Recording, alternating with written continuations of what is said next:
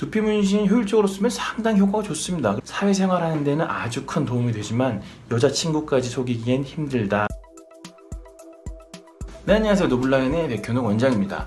여러분들 뭐 탈모에 좀 관심이 있는 분들이라면요, 아마 두피 문신이라는 이야기를 들어보셨을 겁니다. 혹시 모르시는 분들을 위해서 간단히 설명을 드리면요, 두피 문신이라는 거는 이 탈모의 느낌을 없애기 위해서 두피에다가 문신을 찍는 거죠. 여러 가지 케이스들이 있을 수 있는데, 이 정수리 쪽에 모발이 좀 가늘어져서 두피가 좀 많이 보이는 분들, 두피가 많이 보이면은 머리카락 색깔하고 두피 색깔하고 이렇게 대비가 되기 때문에 허연 게 보이기 때문에 탈모 느낌이 나는 거거든요. 그럴 때에 두피에다가 점을 쫑쫑쫑쫑 찍어서 두피 색깔이 잘 안 보이게 하면은 탈모 느낌이 잘 안 나죠. 그래서 저희 병원 오셨는데 정수리 쪽에 탈모가 있는데 수술을 하기엔 애매하고 약도 이미 드시고 계셔서 뭐 더 약물 치료를 할 건 더 없고 뭐 이런 경우에는 제가 두피 문신을 잘하는 병원으로 소개시켜 드리기도 합니다. 참고로 저희 병원은 안 합니다. 그리고 요즘에 좀 부쩍 늘었는데 어떤 케이스들이 있냐면요, 아예 이제 머리를 삭발하시는 거예요. 삭발을 한 다음에 이 두피 문신으로 이렇게 머리카락이 원래 있는 것처럼 이렇게 그리는 거죠. 어떻게 생각하면은 에이 뭐 삭발하는데 뭐하러 그림을 그려, 삭발하면 어차피 미는 거니까 뭐 이거 뭐 그리나 안 그리나 마찬가지 아니야 이렇게 생각할 수 있지만, 아무래도 뭐 모발이 있는 상태에서 삭발을 한 느낌하고 모발이 없어서 여기가 좀 뺀질뺀질한 상태에서 삭발한 느낌하고는 좀 다르기 때문에 삭발을 한다는 가정하에 거기에 맞춰서 이렇게 헤어라인을 디자인해서 이렇게 그림을 점점점점 찍어주는 거죠. 유튜브에 보면 많이 나와 있을 거예요. 일반적으로 이런 케이스가 아니라 무슨 M자나 아니면 헤어라인을 낮추거나 뭐 이런 거에는 조금 그렇게 자연스럽게 안 나오는 걸로 알고 있습니다. 두피 문신 효율적으로 쓰면 상당히 효과가 좋습니다. 그래서 저도 가끔 환자 보낸다고 했잖아요. 그런데 이 두피 문신도 어느 정도 한계가 있기 때문에 만능이 아니에요. 그래서 그걸 잘 알고 선택을 하셔야 됩니다. 우선 이 정수리 쪽 탈모 있을 때 거기다 두피 문신 해가지고 조금 까맣게 보이는 이런 경우에는요, 두피 문신 딱 하고 딱 나오잖아요. 그럼 저 같은 전문가도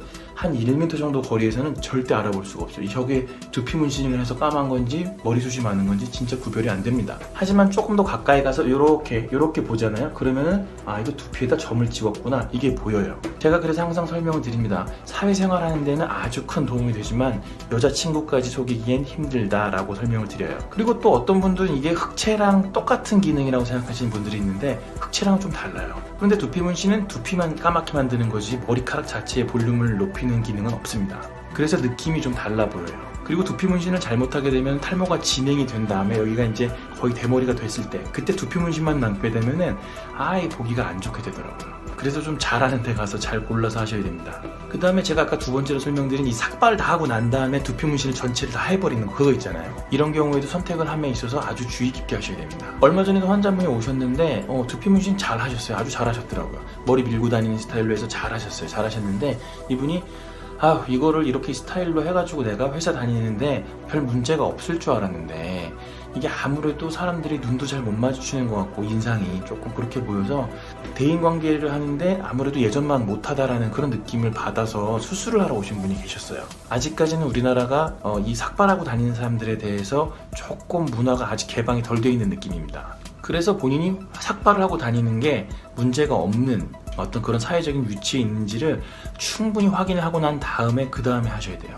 유튜브에 보면 이 전후 사진들 멋지게 이렇게 딱 선글라스까지 끼고 이렇게 한 거 보고서는 혹해서 하시면 안 된다는 거죠. 그리고 앞으로도 내 어떤 사회적인 위치가 크게 변동이 없을 거라는 어느 정도의 확신이 좀 있어야 할 수 있는 작업이에요. 나중에 어떤 뭐 대기업이나 아니면 공무원이나 뭐 조금 이렇게 격식을 차려야 되는 이런 직장에 들어갈 가능성이 있다, 이렇다면은 충분히 좀 고려를 해봐야 된다는 거죠. 그리고 특히 나중에 모발 이식을 할 가능성이 있는 분들, 이런 분들은 두피 문신을 하실 때에 처음부터 좀 그런 걸 고려를 해야 돼요. 왜냐하면 이렇게 삭발을 하고 두피 문신 하시는 분들은 탈모가 진행이 아주 넓게 된 경우가 상당히 많습니다.